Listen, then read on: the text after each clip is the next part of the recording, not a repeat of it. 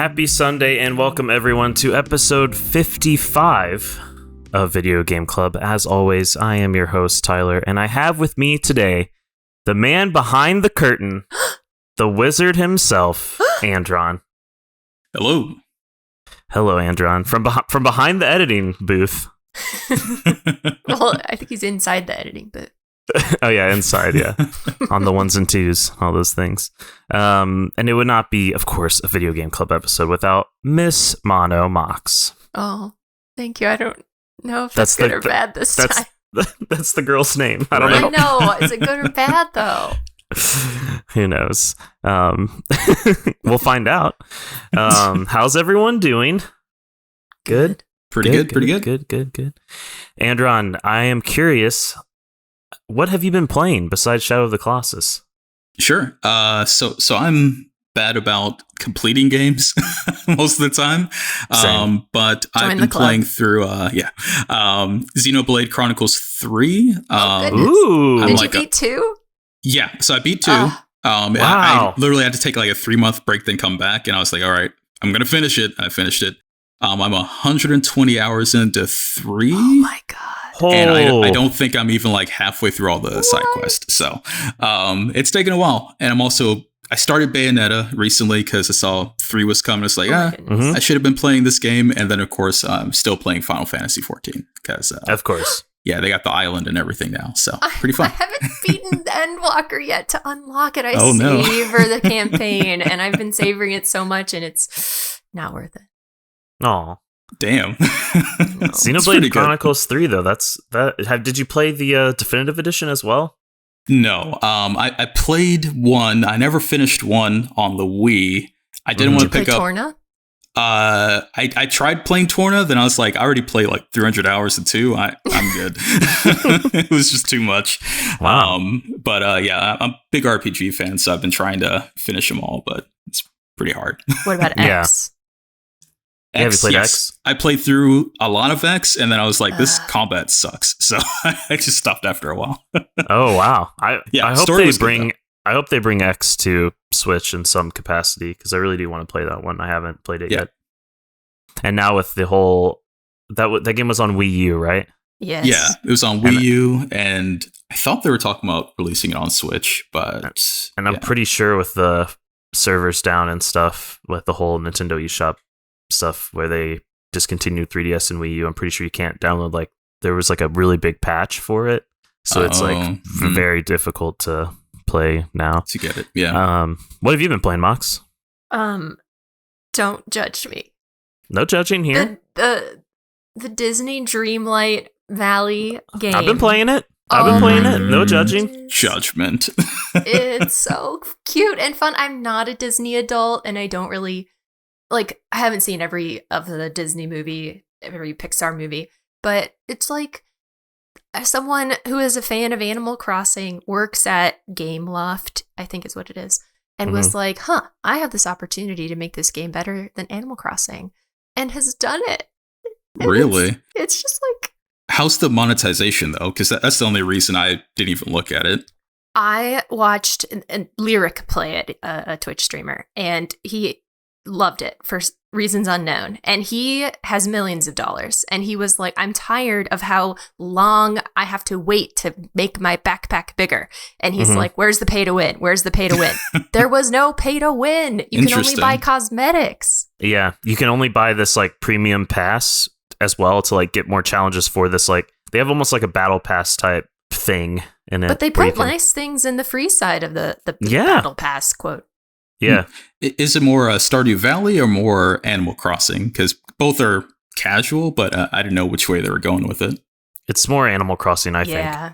But with more story and more, you level up each individual villager and you get things for leveling them up. And if you bring them along with you, quote unquote, hanging out, then they help you get more resources as you're getting the resources. And there's... with Animal Crossing, I feel like I do everything that I need to in a day in an hour or 2. But this game, you can really play all day if you wanted to. Yeah, I haven't found any really time restrictions yet. I haven't found that's all I can do for today. You know what I mean, Mox? like even some of the characters will stay up late. Like they don't all go to bed immediately at like 9 o'clock. Mm-hmm. I unlocked Wally, and he's really cool. And he's so cute. He's my neighbor now, and man, I just love Wally so much. So it was just really nice. He plays what is that? The Sunday song from Wally that Michael Crawford sings when he's like 15. Mm-hmm. It's very cool. Sorry, we can move on. That's awesome. I've been playing a combination of. I've also been playing that game, and I do really like it. I think it's interesting that Gameloft, a traditional mobile developer, they had a Disney game already on mobile, but it was more of like it was more of a like. The classic like tap here, tap here, tap here, tap here, wait, tap here, grow your town, tap here, like a Farmville type thing. And they had the license already. And so it's interesting that they're expanding into console development. I think they also had they also do like the Asphalt games, the like racing games as well. And those had console ports. I didn't know they did those. Yeah. Yeah. And those are actually, a lot of people think, they're pretty good. And I played the one on Switch. I thought it was really, really fun. It's, and they already announced an update for the game too, Mox. They're doing like a Buzz Lightyear Toy Story update. Yeah. Crazy. So much good material to get from too. Yeah. I've been playing Tome. It was on part of PS Plus. It's a really cute photography game. Mox, you would really like it, I think. I haven't heard of it. And then I've been playing Sable. I love that game so much. If you like Breath of the Wild, please play Sable. I think you'll really, really like it. And then I started Shenmue 1. What? Yeah. And I'm on the part where you're like, have you seen the black car? Have you seen the black car? The day the snow turned to rain, the black car, I'm there. Do you know what I'm talking about, Andron? That game is great. Yeah, I absolutely know that because that's a great game though. It's horrible to control right now. Yes, it is very difficult. Hilarious. But it's the my favorite part is when you have a conversation with someone and it's so awkward and it's just. But it's I don't know. I'm having a good time with it so far. I got to the part where I need to talk to like the Chinese people that are living in the town. Mm-hmm. That's where I'm at. I don't know. I don't feel like I'm very far, but it feels like a detective game with some. I haven't found any combat yet, but I know there will be some. But it feels just like a open-ish world detective game so far. Yeah, absolutely. I would recommend practicing in the park as much as you can, just because it makes combat easier later. Okay, you'll see what I mean when you do that. Okay, nice. Speaking another language. The only thing I know about Shenmue is that at the time it was the most it cost the most to build as a video game. Interesting. It's the only, I only know that because when they were doing the what is it, the raising money to make 3 or whatever, there was a big thing. Yeah, like really, how much money do you need? Andron's played 3. I have played some of 3. Ugh. Yeah. Now, before we get started, just a reminder: this is Video Game Club. It isn't some podcast where we talk about whatever we want. Where usually every 2 weeks we discuss a game voted on by our wonderful friends in the Bombchu Discord and discuss that game right here on twitch.tv/BombchuTV. If you can't catch us live, don't worry. You can find it on YouTube and all major podcast services. Thanks to Andron, making all things possible. Thank you. And if you appreciate what you're hearing, please consider subscribing, rating, commenting, all those fun things, or jumping over to the Discord and let us know some of your nominations of games that you think we should check out. The nominations for this episode were Ghostwire Tokyo, Shadow of the Colossus 2018, and The Last Guardian. And Mox, before you ask, I did play some Ghostwire Tokyo today as part of my Everyday Before Video Game Club. And I'm at the point where it's like, if you don't complete these side quests, you won't be able to after moving forward here. So point of no return. Yeah, so I'm doing that right now. Have you played Ghostwire Tokyo, Andron? Oh, Yes, I have. Oh, no. I actually I didn't abandon it, but I was trying to beat it before Xenoblade, and then Xenoblade took over my life. So as it is wont to do. Yeah. 'Tis a Xenoblade. So Shadow of the Colossus remake. It's a action adventure boss rush game developed by Blue Point Games. Blue Point Games, they formed in 2006, based in Austin, Texas, and they were founded by 2 members of Retro Studios, which is famous for, do you guys know? That sounds familiar. Metroid Prime.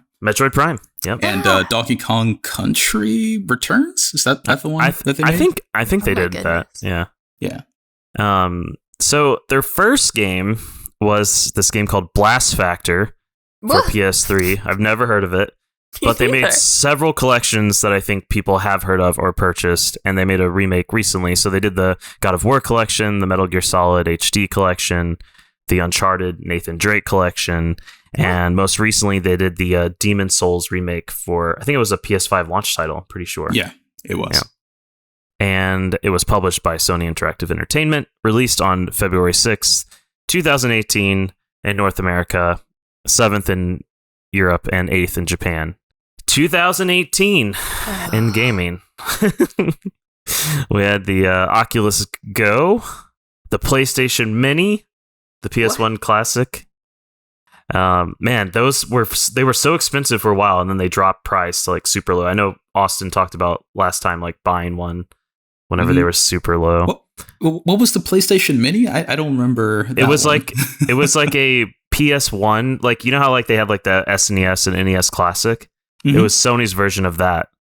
So it's a plug and play, with a bundle of games. 2018, we saw Red Dead Redemption 2, God of War, Super Smash Bros. Ultimate, Fallout 76, Ni no Kuni 2, Pokemon Let's Go, AC Odyssey, and 2 games we played for video games club so far, if my notes are correct.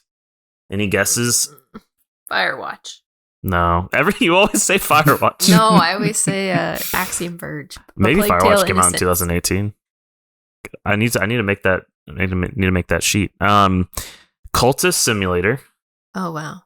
Death's Door. No, that was last year, wasn't it? And we played I played the Katamari Damacy like remaster. Whenever. Oh, that came out that year. Reroll. Yeah, Reroll. Yeah.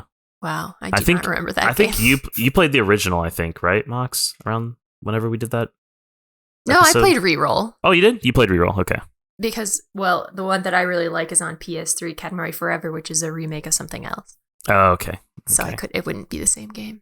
Shadow of the Colossus remake got very positive reviews, 9s and 10s, as did the original game when it came out.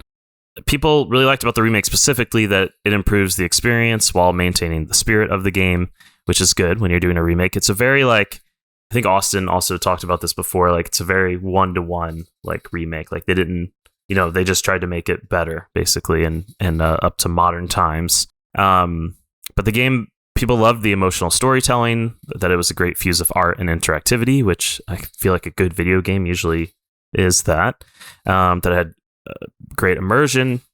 Things people didn't like was the horse AI and controls, which I think we'll talk about. The frame rate specifically of the original game. The game camera, Mox, which I think you'll have some stuff to talk about. And that the game was pretty short and it had very limited replay value. I know in the remake you can do like some time trial stuff and you can get some items. And there's the mirror world once you finish it, so you can like do it completely mirrored, I guess, once you beat it. Yeah. But, and there's hard mode. Yeah, true. It sold, so the remake sold 73% more than the OG game on week 1, and it sold almost 22,000 copies its first week in Japan. So must have been pretty anticipated, this remake. I think this game has a lot of nostalgia. So let's jump into our discussion where we'll talk about gameplay, what we thought about the gameplay, the visuals, audio, controls and interface, performance, and touch a bit on the story. So I already said this, but it's definitely a boss rush game, and it's open world-ish. I would say it's open world. It's an action adventure game, and you play in third person. You play as Wander, who is trying to resurrect a girl named Mano by defeating 16 Colossi, and we'll go a bit more into that later. Are their names made clear in the game? I don't think supposedly like in the credits. 'Cause I actually looked that up because I was like, well, where did that name come from? And I'm sure you're going to cover that later, Tyler, but I was like, I don't know who said these names. Oh, so in Japan, the game's called Wander and the Colossus. In America, it's called Shadow of the Colossus, so people know in Japan because literally the title has his name in there. But yeah, it's just a weird like translation thing. They decided Westerners wouldn't like Wander and the Colossus for some reason. Yeah. It has to be dark and serious here. Right. Yeah. But supposedly the credits do have their names as well, which I didn't see, so I'm not sure on that. I saw the credits, I didn't see their names because I wasn't looking. Gotcha. Your player is equipped with a sword and as well as a bow, and you're accompanied by your horse Agro, who really is the star of the show. Oh my god, I hate him so much. What? I also hate how Wander says his name. I hate how Wander kicks him over and over again, and it's hard to understand how his speed works. I can't blame him. The horse doesn't move. I know, it's true. It is true. You have a health and stamina meter, which can be increased by finding in-game items. Good luck learning that, because they don't tell you about that. Oh. Each fight, so as you fight these large colossi, these big monsters that you have to climb on top of, or I think, almost everyone you have to climb on top of in some way to injure and defeat. You always start from the same point, which is this altar or this like temple type place where Mono is waiting to be resurrected. You can find out where you're supposed to go to find the next colossi by raising your sword. I don't know about you guys, but I did not get that right away. Like, it tells you that, but I didn't understand like how it was working, because it has, like a bunch of rays sticking out, and then it kind of like lasers, and then it kind of like focuses. Yes. But to me, oh my god. If you're watching the Twitch stream and you watch my gameplay, first of all, I go the complete wrong way because I just explore. Then I decide that I think I know how the sword's working, and I don't know how it's working, and I go to a completely random place. And at the end of the footage, I finally get it. It finally clicks for me, but it takes a while. Each colossi is unique and has like a different like weakness that you need to find, and a different way of defeating them. But the loop is basically find the colossi, find the weakness, exploit Colossus. That weakness. I would. You fight one at a time. Aren't they? Are they? What's the singular form of them? Colossus. I thought it was colossi for one. Colossi is plural. Yeah, it's plural. Mm-hmm. Okay, sorry. So you fight one colossus at a time. You find the weakness. You exploit that weakness. You stab that weakness. And then you rinse and repeat over and over again. You forgot about clinging to dear life as it flails you around. You do cling to dear life for sure. But for the most part, that's the loop of the game. Is there anything that I missed that you want to touch on, Mox or Andron? No. There's nothing else. Not in this section, no. Okay. Let's talk about the visuals. So everyone here played the remake, right? Except Austin, which we'll read his notes at the end. But everyone here played the remake. Yeah. Okay. Yep. What did you guys think of it? Do you think it was it was released 2018, so 4 years ago. Andron, do you feel like it kind of kept it looks like, this is like a new game that coming out would look like this? Like, do you feel like it's comparable? Yeah. And so maybe my experience is different. I think my experience would be close to yours, Tyler, or I guess everyone here, actually, because I think we all have PS5s, I believe. Mm-hmm. So it's a PS4 game, played on a PS5. I do have an HDR TV, so like all that made it look like amazing, like the water and like light hitting the water with realistic light. Like it was a really clean looking game.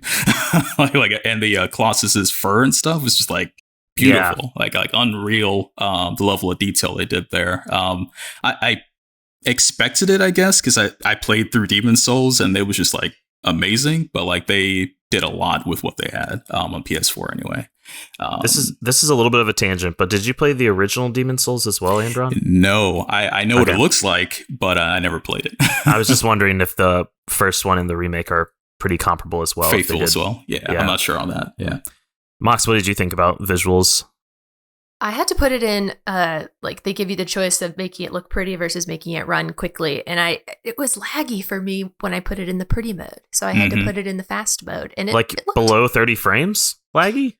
I guess enough that what I was already struggling with, I was like, I'm not going to struggle anymore by it not being like going as fast as I need it to. But in any case, it didn't look that bad being on, zippy mode. And it was very, very smooth when I put it on that mode. Performance mode. Yes, I played on that mode as well. It looked fine. Me too. I almost always pick performance. I think, from what I read, I think performance is a 1080p image, 60 frames, and then the other one is 4K native, I think, and 30 frames. So, yeah, I believe that was the difference. I do like the art style of this game. I feel like so I looked at all the other games, like I watched gameplay footage of them, and I played Last Guardian, and the other game is Ico or Eco. How do you say it, Andron? Eco. It's one of those. Yeah. Okay.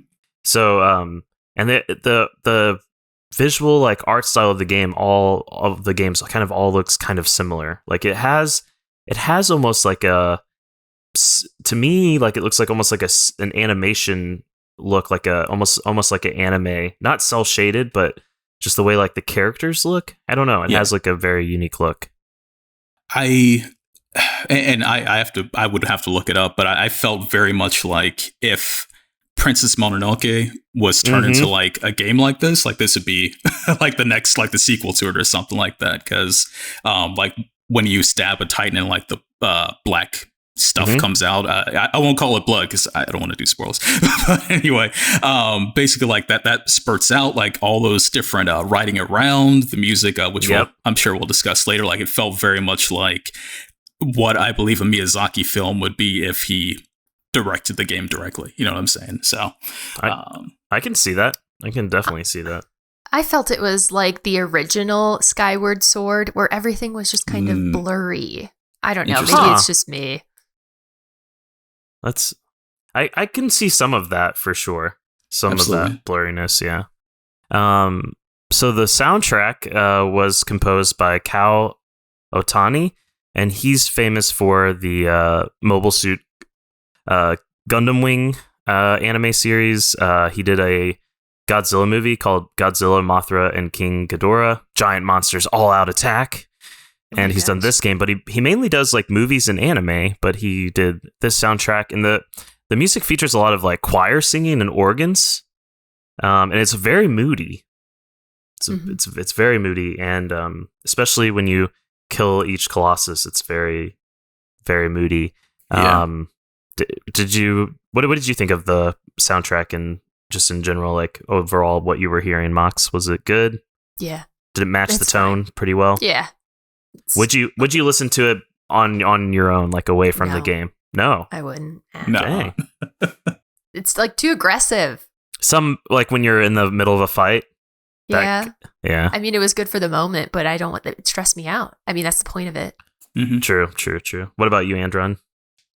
Yeah. I mean, the music's great. I wouldn't listen to it outside of it. I really liked, like, as you were figuring out the Colossus, like if you did the right thing, the music would change to like that triumphant theme as you like started climbing. I was like, oh yeah, here we go. We're going. It was like really cool. So any game that does that nice dynamic soundtrack, like when you're doing things, like I think I feel like they're higher quality. You know what I'm saying? Like they actually pay attention to what the player's doing versus just here's a song. You know, it's pretty good. Yeah. Okay, let's move on to the controls and the interface of this game. Mox, I would like you to lead us off here and what you thought of the controls and how they were. It's just I like to play games where I don't feel frustrated and it feels smooth. And I know it's my fault, but the camera is awful to control. It has a very aggressive autocorrect, and I poured over those settings, and there's no way to turn it off. And it's like I'm constantly holding the right stick so that I can see anything, because the camera likes to do this dumb cinematic thing where it puts you like right up against the right edge of your screen, and you're looking like at the horizons, like, I don't know, halfway up the screen. That's not a helpful camera direction. I would like to see my whole character centered. I walked nearly everywhere rather than riding the horse, not only because the horse was frustrating to control, but also because I couldn't both spam triangle to get him to go anywhere and like direct him with the left circle, left stick, and then use the right stick to control the camera. There's not enough fingers there. So I believe you can hold triangle. No, it didn't seem to work for me. Really? It didn't work for me. I held triangle. It seemed like once I got him going, I just held it, and he seemed mostly fine. But maybe I missed it. Yeah. I will say, to add to Mox's thing though, like you mentioned earlier, like they brought it up with some modern adjustments, but I don't feel like they did. Like some modern adjustments would be more accessibility options, and I don't feel like there were a lot of accessible options here. Like even for me, I don't have any muscular issues or anything like that. But if I did, this game would be extremely hard to play. Like holding down R2 for a long time, all those things are just tough, So a lot of that does come from just like old gameplay design where they used to do things like this. And I get the faithfulness, but they could have easily improved some of these features and make it more likable. Like centering characters on screen wouldn't take away from the gameplay at all. Like that wouldn't hurt anything, right? Or toggle, which may exist in the settings, I don't know, but like a toggle to grab. I play this with my girlfriend because she loves this game on PS2, and I bought it for her on PS4, and we couldn't find anything at all that helped with it. Yeah. I did find myself playing in like a claw almost, like where I had like I had to like use my thumb and my index finger at the same time, and like not on the trigger, like on one of the face buttons, and like it was. But I did do that a couple times, and that was kind of frustrating. Also, the horse. Thing. Oh, go ahead, Max. God! Before we get to the horse, I tend to rest my index fingers on R1 and L1 just because that's where they go, and I have accidentally pressed R1 with my sword out so many times. Not only because it's where I rest my finger, but also R1 is dash in like more than one game that I've played recently. And R1 more than one. Well, yeah, I know. That's enough. R1 when you have your sword out makes him start to raise his blade up to the sky in this like, I don't know, 1 second long uninterruptible movement that I've accidentally pressed it because I want to dash away from an enemy attack. And do you know what happens after I accidentally press R1? What happens? I get smashed by the enemy because I wasn't able to get out of the way. Yeah, I can see that. Sucks. Don't make non-interruptible movements. Just don't do it. Now let's talk about the horse. Oh, gosh. I struggled with the horse. I think almost everybody did. Yeah. I didn't ride the horse because the horse sucked. The horse was really good in open areas. But besides that, for me, I kind of avoided the horse because it would run into things. I had a trouble controlling it. And man, we've come a long way with horse control. Like just looking at, Red Dead Redemption 2, they Red Dead follow Redemption the path. 1, Ghost of Tsushima, Assassin's Creed. Like, man, we've come a long way. Andron, what do you think about horse? Sure. I mean, Epona wasn't that hard to control, right? And that was way before this remake. So, my biggest frustrations with the horse is like, one, you press triangle once, it doesn't do anything, so you have to tap it, and then I felt bad after all. I was like, man, I'm beating this horse up, but it isn't moving, so let's go. And even at full speed, it's not that much faster than just walking. Like I probably should have done that. Mox had a good idea there, just to walk around instead, because it probably would have taken me just as long, since when you start going into certain paths, the horse, like, it's kind of hit or miss. The horse walks into the forest like, you know what? I'm going to walk slow here. I can't go fast here for some reason. That does happen. I'm going to go into this water that's like fairies. Nah, I can't cross that water. I'm not going to do that. No. So it was just like fighting the horse, fighting the controls, trying to get somewhere. And a lot of paths just leave the horse, go down, call him over. He can go down the path when you call him. He can't do it when you're on top of him for some reason, and then get back on. It's just, frustrating. I dreaded the parts in between the Colossi because I had to get on the horse. To get there. Yeah. Mox, do you have anything to add about the horse? Yeah, go ahead. You can mount him with triangle or X. Yeah. I don't know what the difference is. It kind of just says either one. But if you are using triangle, half the time he just yells Aggro's name and doesn't get on the horse, even when the horse is right in front of me. Or if you mount at like a certain angle, he just stops moving. Everybody stops moving as he just has to climb onto the horse. And that takes like an extra 2 seconds. It was never worth it. Yeah. And you had so much more control playing as Wander. So why... like, you really sacrifice a lot of that control to use the horse. Like, is it worth the speed? Not really, because he doesn't go like Andron was saying. It takes him so long to get going, and it's so difficult. I do think the interface of this game, though, was really cool because it was very minimal. It wasn't in your face at all, and it made the experience feel very cinematic, at least for me. Would you guys agree? Yeah, agreed. Yeah.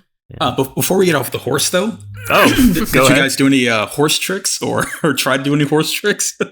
Yes, I didn't. It was hard. I couldn't figure it out. So Tyler, basically, and it was hard for me too. Like, you have to hold one button, push like up, and then you can like stand on top of your horse, which does nothing besides look cool. Oh, I did do that. Yeah, I did actually. So that was part of it, and I thought that was cool. But like, why can you do something that complicated, but you can't like just drive a horse normally? Yeah, I used that actually to jump on a Colossus. Okay. I guess that must have been the and it did help it. because it was raised a bit, and it made it a lot easier.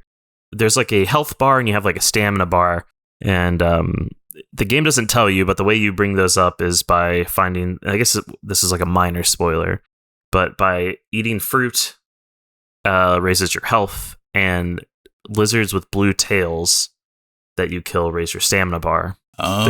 There's also minutely. Yeah, you have to get a lot of them. Yeah, there's also gold shiny things that you find, and I have no idea what those do, and I forgot to look it up. Are they for the gallery, like the image gallery? I didn't really check after I got them, so I'm not sure. If you know, let us know in the comments, or I'll look it up after this probably anyway. But I forgot to write it down. But I found a gold shine right away, and I thought, oh, it's yellow. It probably raises my yellow bar, but that is not the case. Okay, moving on here to. I looked it up. Oh, okay, give it to us. This website is. Your reward is a glorious, disturbing-looking sword that takes a long time to get. Happy hunting. Wow. So you get 79 coins. If you collect is it like a more powerful sword? I doubt it. Oh my goodness. Not worth it. Yeah, that's excessive. Yeah. But Mox, you said, as far as performance goes, you said you had, when you tried to play on fidelity mode, you had some issues with frame rate, where maybe it went below 30 frames. And that's really tough with this game. Yeah. Did anybody else have any weird performance issues? Andron, did you have anything weird? I don't know if it counts as performance, but there was a lot of like janky moments, like where I'd be on a Colossus like grabbing on the fur, and then it turns slightly, and then I just go whoop, whoop, whoop, like, just kind of go back and forth, like falling but not falling. So it was kind of yes. awkward. And I was like, well, am I falling? Am I about to die? What do I need to do here? And so I just held on R2 until it cleared. But there were a lot of like hiccups like that where I think it's just collisions like having issues, which I guess is fine. But yeah, that messed me up quite a few times. Yeah, I ran into that exact same issue, and I ran into like a weird one where my horse was like making weird movements, but I think that's part of the horse controls. Yeah. Speaking of the horse controls again, because I like to beat a dead horse, apparently. Oh my gosh. I'm kidding. God. Basically, like the turning was also weird on the horse because you had to do this huge circle. Like it wouldn't just turn right. You had to like make a whole circle, which I'm assuming is more realistic, but it's still during a fight where I need to turn and look at the thing. Like it just took me out of the game over and over. So anyway, that's it. Yeah. I had issues with, I was shooting fruit. I'm close up to the tree so I could see the fruit. I'm like aiming my bow and arrow. I'm either looking at my feet and not at the reticle, or the reticle is off screen. And I'm looking and I'm like, where's the reticle? Moving my cursor around. Right. At any time it starts to get in screen, my screen looks away from it. this happened more times than once. Like, come on. Yeah, that's not great. It's like you have your camera takes up physical space when you're aiming your bow and arrow, and then so it clips if there's anything nearby. And I don't understand why it does that. Why can't keep going. So we're gonna throw on that spoilers tag so we can discuss the story openly.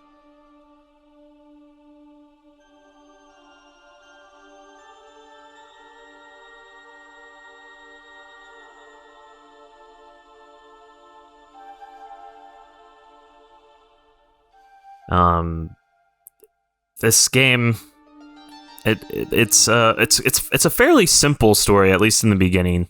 Like we already mentioned, it's about bringing this person, Wander, the boy wants to bring this girl Mono back to life, and he brings her to this altar and this temple that's like we even like without just looking it up, you can kind of tell it's kind of like a forbidden area. Well, they say it.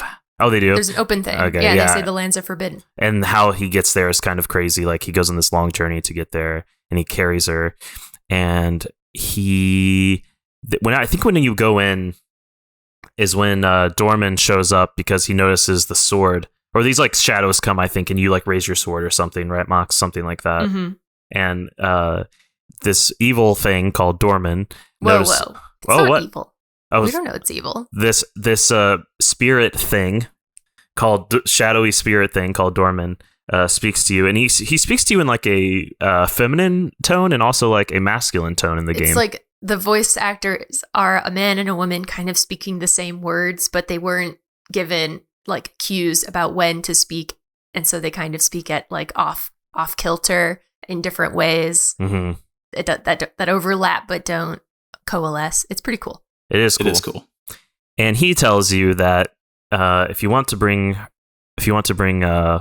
resurrect Mono, that you need to search out these 16 colossi and you need to destroy them, and that there will be a price for bringing her back to life, but he can do it, and that's the way to do it. And so you start off and you go off doing that.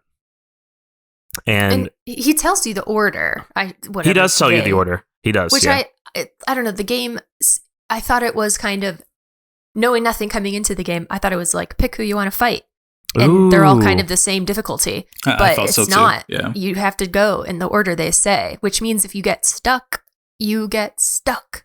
That would have been, and they probably do that to teach you like the language of the game and stuff, right? Like, oh, you can grab. Oh, you can do this. Oh, you can do this. Whatever. But that would have been really cool, Mox. Do it at your own, like just whichever one you want. I think in the New Game Plus you can do that, I believe. Maybe not. That would be so much better. It's pretty cool. But that would have been a really good idea. So during this, there's like after you kill each Colossus, this like shadow goes into your body and it teleports you back to the temple. And these like shadowy figures, which I assume are like the spirit of that Colossus, like look over you. As you passed out, reawakening after you killed the Colossus. Somehow you got back. Who knows how? And for the most part, it just like rinses and repeats that until towards the end. And I believe it's like the middle and like towards the end where you start to see these like I think his name is Amon, this like old king type guy who is coming to stop you from doing what you're doing, because over time you're noticing that Wander is like getting more, I don't know, how would you describe it, Mox? Like gray, and do you know what I'm talking about? His body like starts to get kind of like you're not of this world anymore. Yeah. I don't know. Yeah. And so up to that point, were you guys like really into the story, or were you just kind of like were you more focused on the gameplay at that point, Andron? Like, what was your driving factor to go on? It's hard to say I was like into the story because there's like, it was sparse, right? Like it was kind of just a framing so I can go kill Colossus, so I thought the story was interesting, but yeah, I was more focused on what's the next one going to look like? What's the next Colossus going to need me to do, Mm-hmm. And then when the Amon thing started happening, I was like, okay, that's interesting. But yeah, up until that point in the story, I was definitely more focused on the gameplay, for sure. I got stuck on the third one. I couldn't beat it. And so then I went to, which is my favorite way to watch gameplays, is Game the movie. And so I watched this game, which, and the one that I watched was like, it showed a little bit of the, how do you get there, and then the fight, and then the, all the stuff after. And so I cared more about the story then, but there's really nothing until, like you said, about halfway through the game. Yeah. And it's in the end when when it really all comes together and unfolds, and go ahead. In the middle, gradually you begin to hear like the girl's voice, but it's like at first just her like breathing, and then it's like her making like gasping noises, and then she actually starts to talk to you. Yeah. And then progress. Sorry. And then you start to put pieces together, and at the end they kind of tell you that this evil thing, or sorry, not evil, this shadowy spirit thing, Dorman, was like separated into 16 pieces. And that's why, and it's got this like black smoky soul stuff. And so that's why, that's part of like when you attack the Colossus, like this black stuff comes out, and that's like the spirit or whatever, this dark shadowy stuff, piece of Dorman coming out, right? And for that you absorb. Yeah. Yeah. And with each piece that you are destroying, in theory, like Dorman is getting like stronger and stronger and stronger, or because you're like, it's being stored inside you, but you're like, he's closer and closer to being unleashed, I guess, if you will. Yeah. And what happens is that you, at the end, they don't get there in time, and you turn into Dorman, right? Well, even like kills your bodily form, and then, but you have collected enough pieces that you're really like, you're no longer of this world. You are Dorman.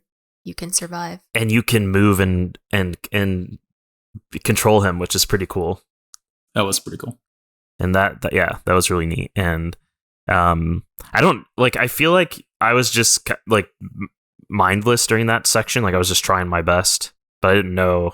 Like I didn't have. Yeah, it's hard. It was hard to know. Like, what's the objective here, or is this just like a cool part? I don't like gameplay like that. Me neither. it feels so clunky, and then you're like, well, I'm getting shot, so I should do something. yes. But I also move slow, so maybe I'm just supposed to sit here. I don't know. Yeah. I hate that. I forget how he gets the sword, but he gets this ancient sword, the one that you had, and he throws it into this pool, and he like seals Dorman again somehow, and he like does some magic or something. I don't remember. He says exactly some magic words, and toss it into the pool. And then he tosses it into the pool, and then you can try your best to resist, and you can grab on and stuff, but eventually your stamina gives out, and you get sucked into this like vortex. And then Mono comes to life. Before you keep going, so that part was actually interesting, I guess, for the story, because you can like kind of struggle, and it's cool because like Wander's reaching, as you're trying to go, reaching out for Mono, but you just end up getting sucked in. So I thought that was, you mentioned emotional stuff earlier. I thought that was probably one of the biggest emotional tones. Oh, I forgot the biggest for me, something that actually made me shed a tear, which is when you go to fight the last Colossus, Aggro sacrifices himself so that you can make it. Skipped over that. Yeah. So Aggro, that made you cry? Yeah. Aggro? Yeah, even though I had trouble controlling him, I still felt for him. He was there. He was there through the whole journey with me. I think he's called Aggro. All right, anyway, whatever. He was awful. And Wander's response to it is also like heartbreaking. He's like, "Oh man, come on." Yeah. and then you think he's dead, and then at the end, he comes limping back on 3 legs. Aggro's back, baby, and he goes and he like Mono like approaches him, and like they meet, and she like kind of calms him down or whatever, and they walk over, and what do they see? A baby with horns on its head in the pool of water. And that didn't mean anything to me, but apparently it's a reference to that other game, Eco. Yep. Mm-hmm. It hasn't officially been said by the devs though, but it's highly suggested. I'm pretty sure the creator confirmed that Shadow is a prequel to Eco, and then Guardian's a prequel to Shadow. Okay, I believe. Yeah. Gotcha. And that's the connection between it. Also, like Mono like takes the child with her, and they go to like this like really pretty garden. And I think that's kind of where it ends. I will say the end was kind of weird because it was like it's almost like a Snow White moment. Like all these animals come up, they're like sniffing you and stuff. Oh and yeah, that's true. Makes me think that like Dorman wasn't necessarily like a bad person, because why would the animals be like, hey, what's going on over here? Yeah, we're coming out. You know, like that seemed more like maybe it's more nature versus, you know, one of those things, which is another famous Ghibli theme. It's like nature versus like industrialization, right? So I don't think they're going for that there, but it did feel more like, well, maybe what you became was more aligned with nature than evil or trying to destroy the world or something like that. Gotcha. Well, and I don't understand why anybody would think Dorman was evil. I mean, you have to go and slay these colossi that are destructive, and they try to hurt you. No. They if you like, they will not. They usually ignore you if you don't instigate them. Like if you just leave them, they don't have any reason to come after you. There's that one. Sorry, there is one. Call like a guardian that's gone berserk and is like destroying stuff. So there is like. They're destroying something at least, but yeah, one thing is when you fight him, it does feel like you're just attacking him out of nowhere. Yeah. But I'm like climbing on it. How does that mean I'm going to kill it? Well, they don't know that. If something was climbing on you like a little bug or something, would you smack it, or would you just let it climb and be like, oh, that spider's not going to bite me, you know? Yes, but I'm also point. Like, I don't know. These are apples and oranges. I don't know. They're these giant things. Have you noticed what about that? The one with the sword? I know you fought 3, and I know it might have been hard to pick up on, but have you noticed that the eyes are blue until they're not blue and they're orange? And when they're orange, they're like aggroed on you and targeting you. But if they're blue, they just kind of do their own thing. They don't really care that you're around. They just seem destructive. They're enormous. Yeah. I wish we knew more about like what they were doing, I guess. Yeah, it would be. I mean, the world's empty except for them, so I'm assuming they destroyed everything. Yeah, but it's hard to. Yeah, they're not safe like a bird. You know, I bet they hurt birds just existing. I need to skim what Austin wrote really quickly to see if he has any spoilers in here. I don't think he does, though. I'm gonna say no. Okay, let's move on to personal takes.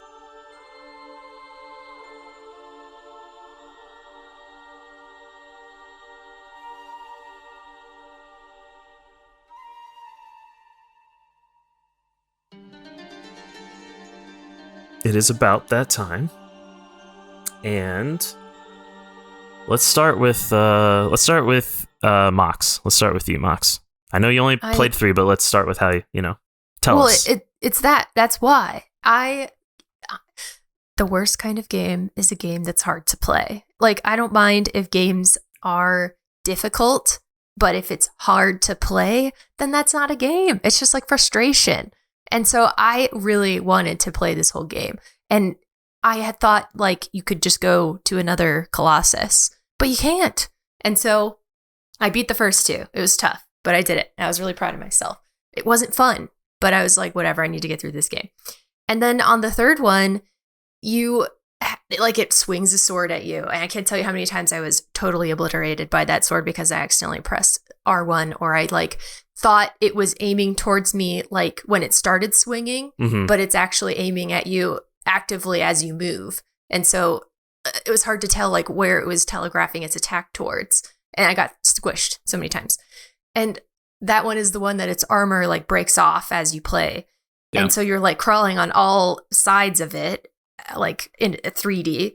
And I can't tell you how many times the camera looked at me through the Colossus. So I couldn't see anything. I don't know what I was supposed to do. And then I tried using the L2 camera to look at the Colossus. What did that do? Just like angle me totally off camera and like looked at the Colossus. And that doesn't help me. I need to look at me.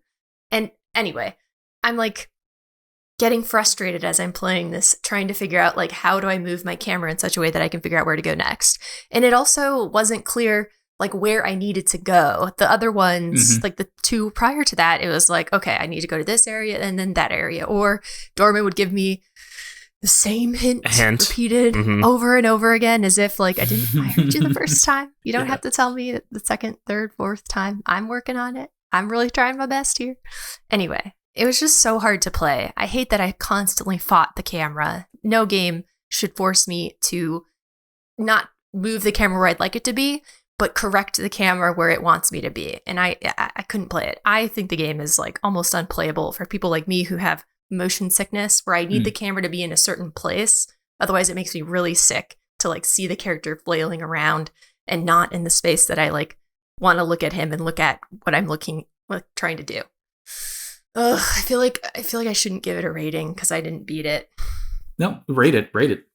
Yeah. I mean, it's like, I'll give it a 5 because it does have, I like the story that is there. I like the kind of, it doesn't like, you learn things as you go and it builds, and there's more stuff that comes out towards the end. Whereas at the beginning, it feels like this is a nothing game, but gosh, it's just so hard to play. Yeah. That makes a lot of sense. Like if you had like if you struggled with it, that makes a lot of sense. And I feel like you weren't the only one who complained about the camera, It's not a Mox thing. It's like other reviewers who reviewed the game also had problems with the camera. And I had some, and I'm sure Andron had a little bit too. Andron, what about you? Okay. So I'll try not to mirror too much of what Mox said, but that is where a lot of my contention is. Things I liked, the music is amazing. The atmosphere felt really good. Like each biome, like the sand and the water and all that were really fun. And they felt connected somehow. So like the environments and everything were nice. The story I thought was, pretty original. I can't think of any other game that had a story like that. Yeah. And then, the design of the Colossus themselves, like they were really intricate, and maybe it's the remake that made them look more intricate, but like they're really interesting. They had like different features. I didn't like that some got recycled, kind of just like a bigger version, but that was okay. I get over it. Beyond that, the gameplay is what I would consider like a double-edged sword, right? Because the actual, when it works, it's really fun. Like climbing up, finding the spots, grabbing on for dear life. All that's really thrilling and fun, but it's offset by like really poor gameplay design choices, which could have been fixed in the remake version. And I know they're trying to be like one-to-one faithful. They should have taken those liberties and made it a better game. So one of my biggest gripes is, when you get knocked down, it takes forever to get back up. They're just like, oh my gosh, it yes, takes I forgot about that. And it makes no sense at all, because you're like, especially the one of the later bosses, they start shooting stuff at you. If you get shot, you get hit down. Yep. You get back up, you get shot again, you're down again. And the dodge roll isn't that great of invincibility. So it's like, all right, well, now this is a frustrating experience where if I got back up just a second faster, it'd be, a better experience. Or, hey, give me a button I could push to get back up quicker. Yeah, you don't have time to like if you get hit once, they can just chain that and then you're dead, basically. Yeah. There is no invincibility. You're just like, just group. That's it. Yeah. Beyond that, it's it's lock. Yeah, exactly. Beyond that, it's difficulty can come in two varieties, right? It can be from, the actual game getting progressively harder, where, there's a curve of that, or it can come from like learning the controls. Then as you learn them and master them, you become better. I never felt like I mastered the controls the whole time. And that's a problem to me, where I master controls pretty quick. Like 10 minutes in, I'm like, I got this. I know where the buttons are. I know how to do it. I run off. I'm good. The reason Dark Souls is so good, and I hate to do that, is their controls are tight, but they increase the challenge for the gameplay. I think with a few tweaks, and I'll give some examples, like the whole pressing square and then pressing square again to release the attack. What am I doing? Trying to climb up, then you're pushing X, then press X again to actually execute the jump. Yeah. Come on. If I'm already pressing X, I want to jump, at that point. But like priming them and then executing doesn't make any sense, when they could easily just make it harder to finish off the Colossus and make the controls tighter, more precise, and do what I want them to do when I push the buttons, and all of that combines into where I didn't find the Colossus as challenging. I found the controls to finish the Colossus as challenging, because I was constantly like, wait, what button was that again? I have to push this and then that. Okay. Got it. And then I do it, and then the game was over before I could actually master it, because it's also a short game. You know what I'm saying? So all that combined just makes it to where the gameplay could have been more satisfying if I wasn't waiting around, for it to come back around to where I can jump on it. If I wasn't like falling off, not because I messed up or didn't manage my stamina, but because the button just decided, you didn't push it in the right combination. Now you're off, Mm-hmm. Or you clipped through something. Yeah, or you clipped through something because you jumped and pushed it, and it was like, yeah, you did. There's so many like frustrations that bring the score down for me, and the biggest thing, of course, is just I don't like constantly fighting controls, and most games that have that are bad games overall. This one is one of the few that I pushed through because I liked it so much. Outside of those controls, I pushed through it to finish it, and that's why I gave it an 8 out of 10. It's because oh my goodness, if it was any more polished, it'd be a 10 out of 10. Like the controls itself, the gameplay decisions, all that, and also that guy that just random dormant, I guess, that tells you the hints as you're doing the stuff. Like, shut up, give me 30 seconds, give me 3 minutes before you tell me hints. Let me fall off.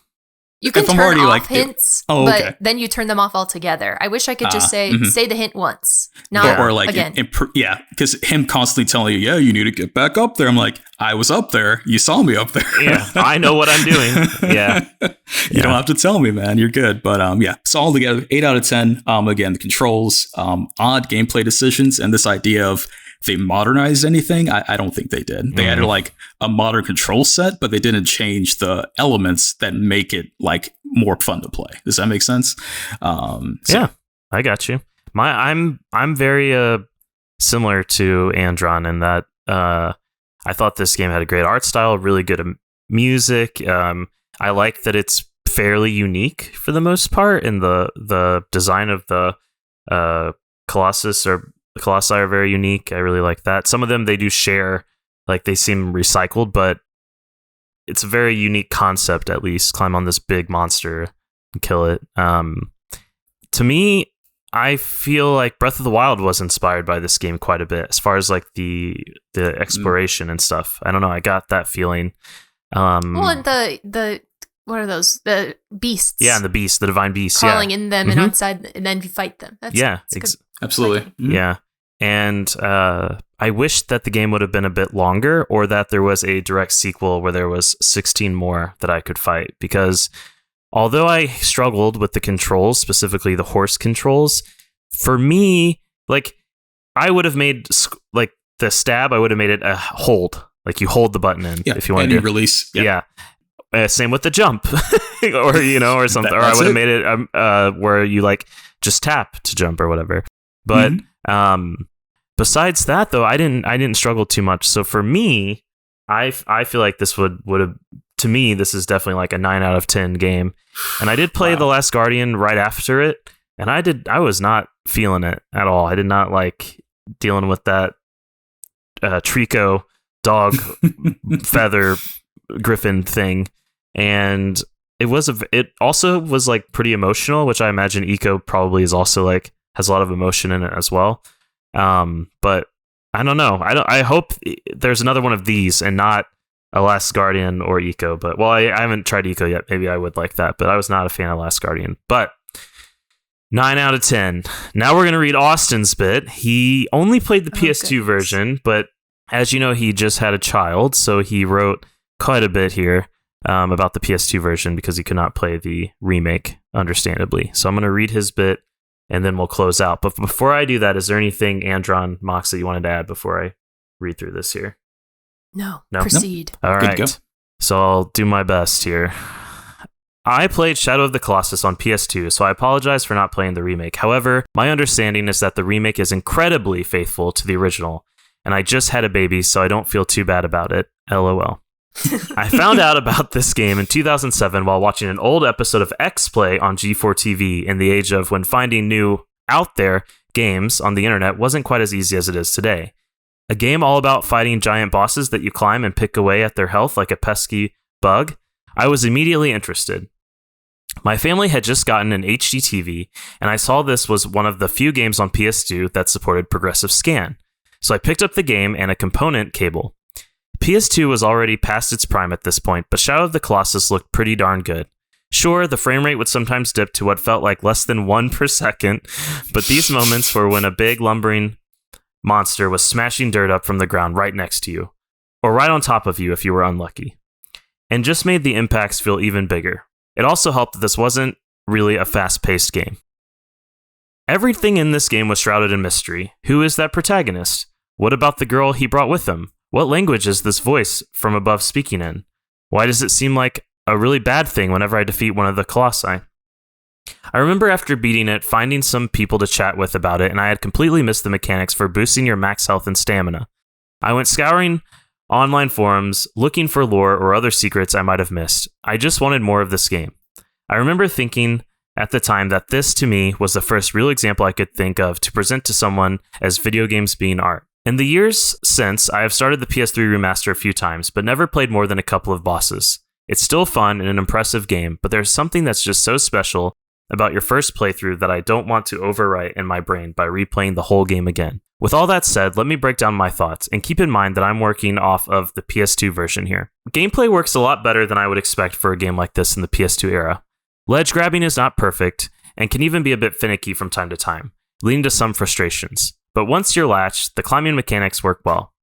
And damn, the black blood spewing from each wound is visceral without being gross. Finding where to go next is never too tough, and the guiding light of your sword, which is a cool mechanic for its time, and also just a cool part of the world. The graphics push the hell out of the PS2 hardware, and as I touched on earlier, this results in some extremely low frame rates. But this is a gorgeous display of the PS2's power. Some of the little things I like. Everything feels cinematic, which goes very nicely with the epic scale of the battles you're facing. The Colossi have fur! I remember King Kong being celebrated on Xbox 360 for being able to see individual fibers of fur, and while this wasn't quite at that level of detail, it was still super impressive on PS2. The art style is unique and draws you in, and somehow the living Colossi fit in extremely well with the ruins surrounding them. The UI is simple and effective. You have health, stamina, and the boss's health, along with the pause menu without an overload of options, but exactly the options I want, like toggling widescreen, etc. You get a really good sense of scale during boss fights, with the camera pulling in and out at just the right times, and at least for me, the camera never really got in the way. The sound. My god, the music in this game is breathtaking. Battle tracks give you an intense sense of danger, while rousing themes coming in once you manage to latch onto a monster and start climbing to give you the courage to make it up to the top. All wrapped up with a track of sadness to mourn the creature after you've slain it. This is not the type of music I can just vibe to in my everyday life, but it is so fitting to the gameplay and the world in which it takes place. I don't know that everyone in the world will love this game, but I do think it's a game that everyone should try. I would give this a high 9 out of 10. I absolutely love it, and I wish I could forget everything about it so I could experience it again for the first time. It's interesting. I did not pre-read this, as you can tell from me reading it just now. And he brings up a lot of points, Andron, that you brought up, and Mock some that you as well. And yeah, it's good stuff. Yeah, good stuff. 9 out of 10 from Austin. There you go. High 9. I wonder if he played it again, because this is how I felt with Banjo-Kazooie. Mm-hmm. Oh, really? So you feel I remembered it, loving it, having that same You're talking memory. About and then Tui, when we by played the way. it was like so Nostalgia hard to effect. play. I'm sorry, yes, either one. Yeah. Like, I bet if he played it again, he would have the same frustrations we did. We should so. maybe the end of the year we can do like a Austin revisit Shadow of the Colossus and tell us what you think episode. Your homework is to replay Shadow of the Colossus slowly until the end of the year. I think people had a lot more patience back then because like games were not at the level like Banjo-Tooie or Shadow of the Colossus. So it's like, well, this is the best of the crap out there. That's fair. That is fair. All right. Well, that was a little dive into our take on Shadow of the Colossus. If you enjoyed hearing us discuss and want to join us for the next Video Game Club episode, stay put, because our vote just ended, and it was between Spiritfarer, Loco Roco, and the Trials of Mana remake. And the winner is Spiritfarer. Yay. So, thank you everyone who voted, and thank you everyone for joining us. Again, just as a reminder, you can catch us here on twitch.tv/BombchuTV every 2 weeks, except because Spiritfarer is a bit longer of a game, it's going to be 4 weeks. So, the next stream will actually be on October 9th. Oh my goodness. I know, it's a while. And if you can't make the live session, don't worry, you can find it on YouTube, all major podcast services. Thanks to Andron, like we said before. And Andron, thank you so much for joining us. Thanks for having me. Of course. And Mox, I know you didn't finish the game, and I know you struggled, but thank you for giving it a try and joining us. I tried. Thank you. You did try. And Austin, thank you so much. Despite having a beautiful baby, you still were able to send us in some notes on your experience with the PS2 version. And we would like to assign you some homework to replay this game in some fashion by the end of the year. Or I would like to assign you that homework. And I'm curious if you would have the same thought. I would also like to assign that homework. I will sign on. And I'm Tyler. And this was Video Game Club, episode 55, Shadow of the Colossus. And we're out.